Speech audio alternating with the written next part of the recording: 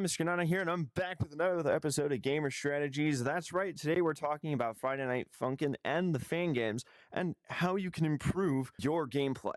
So, where do we start? Well, I actually got my introductions to the community through the Roblox fan games.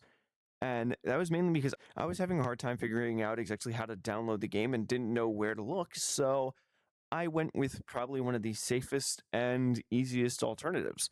I'm kind of happy that I found the fan games first because it actually allowed me to get better attuned with the different gameplay mechanics as well as the structure of how to play Friday Night Funkin'. And honestly, I have to go over and say that it's because of the games that I actually got a better understanding of how to play. But one thing that's not talked about as much is the settings. There's a lot of settings that you can look through, and we're going to be talking about each one, the roster of games that I have lined up. These specific fan games do justice in their own right. So, as you can see, we're going to start off with talking about Monday Morning Misery. Probably one of the most unique takes on the fan games, where it actually has a lot of the sprites from the mods that it has included, as well as a decent roster of songs. I'm loading up in Funky Friday right now, and as you can see, I have some decent experience in this game, but the biggest thing you want to focus on are these two things. You have the settings, and then you have that arrow on the top. That is how you customize the game and how you access a lot of the different settings that will allow you to improve your gameplay starting out. This is something that I would strongly recommend looking at and experimenting until you find what you need. So for the notes, and I would strongly recommend doing this first, this way you can at least start to get familiar with the note set or the keybinds that you're going to be using. Now, everyone has their own preferences, but for me, I've either used a solid white or a variation of the default color palette for the notes. And as you can see, these are the notes that I'm currently using. Now, I'll actually show you a few of the other ones that I've used in the past, but each of these have been pretty good. And once you find which note set and color actually helps you the most, stick with that.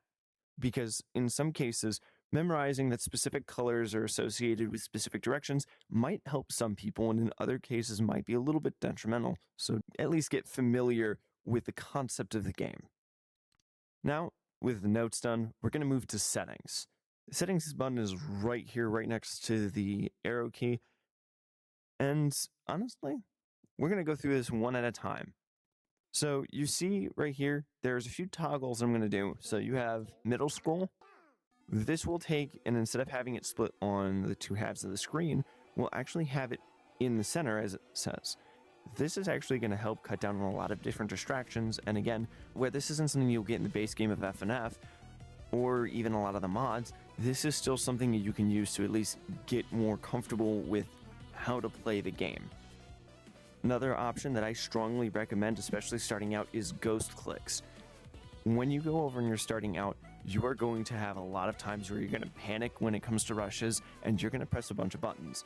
If you're just looking to see what notes you can hit, and you're not too necessarily concerned about overdoing it, then ghost clicks are the thing that you need to actually invest in right away and turn that on immediately.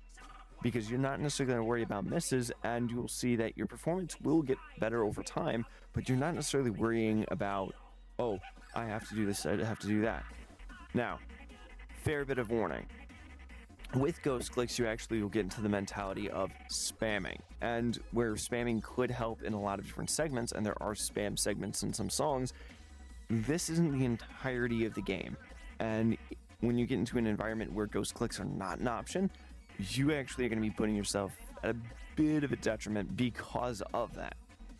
So turn on ghost clicks just to get familiar with the game, but if you feel confident in some of the songs that you're going to be playing or in general, then I strongly recommend you try to get off them as soon as possible.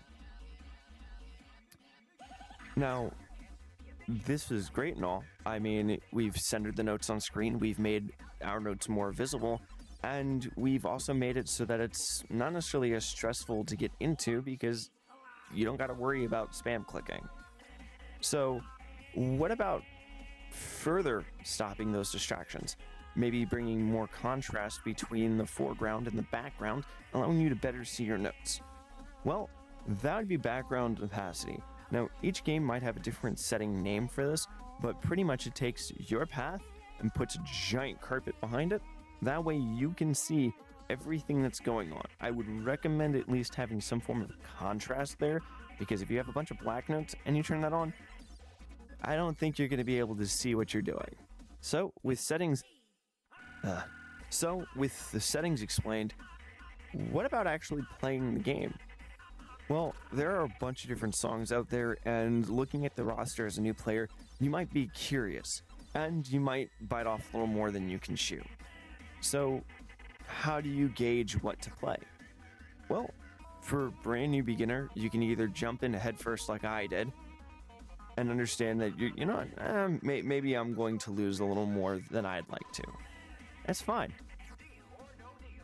Thing is that if you want something a little easier, they actually do have a difficulty range. Some of the mod listings can be a little tricky when it comes to selecting difficulty, because their easy is somewhat of a normal or hard on a regular basis, and their insane is 10 times more difficult than the normal of another track. So it's really just a matter of finding which ones are which and sticking with it. Now, a few tricks that I had been told when I was starting out: play songs and tracks that you can get at least 20 or under in. When you do that, you're getting more accustomed to the timing of hitting the notes and stuff like that, which I'll get back to. Which I did forget about a setting that I'll be talking about in just a second, but it's not something that you necessarily need to worry about right away.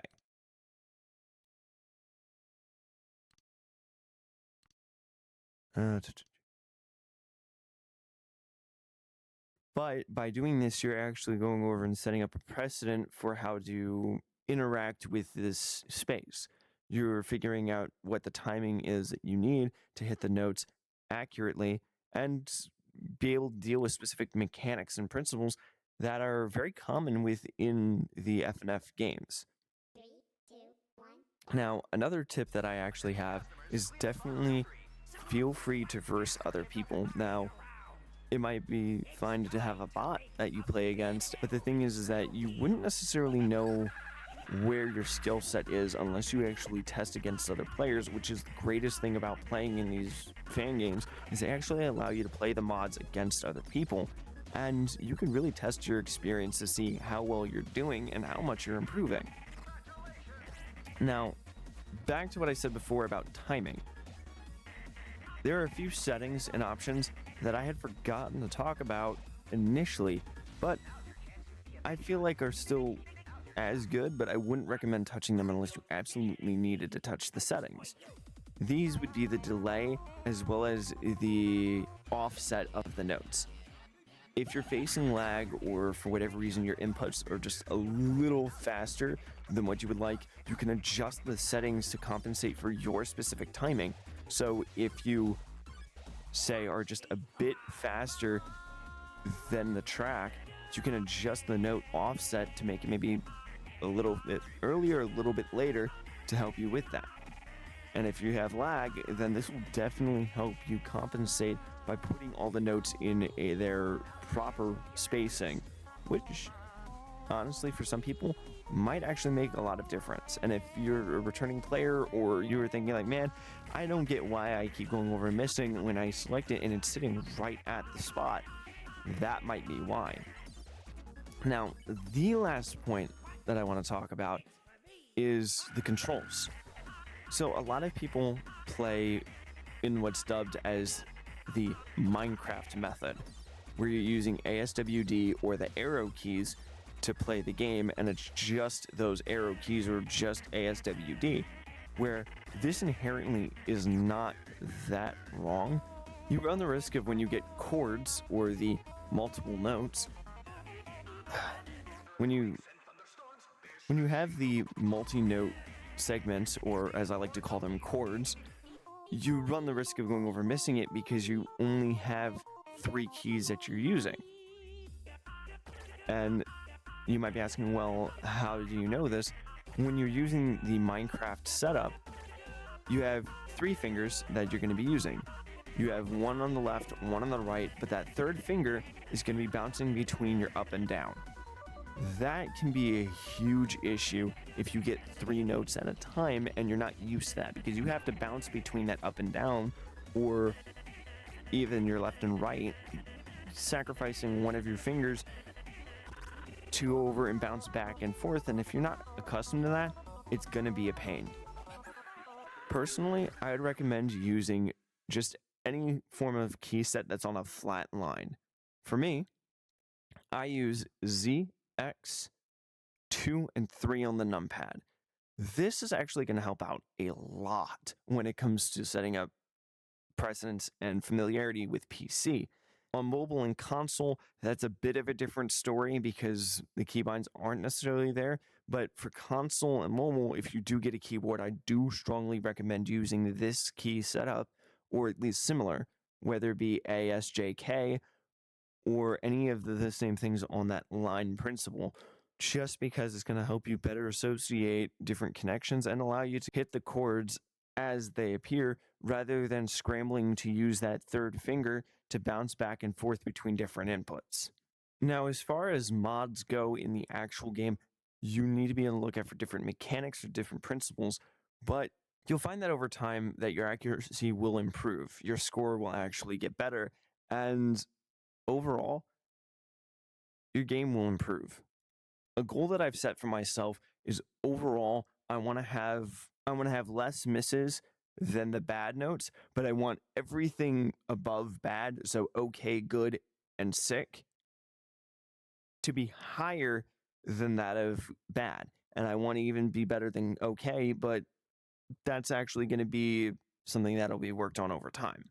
Now, as far as what games I would recommend, I would strongly recommend waiting on mechanics or mechanic maps, just because that can be a bit tricky to figure out and can be frustrating if you're going into a song that's already difficult as is, but you have to worry about not hitting certain notes or hitting specific notes, otherwise you lose. So what songs would I recommend?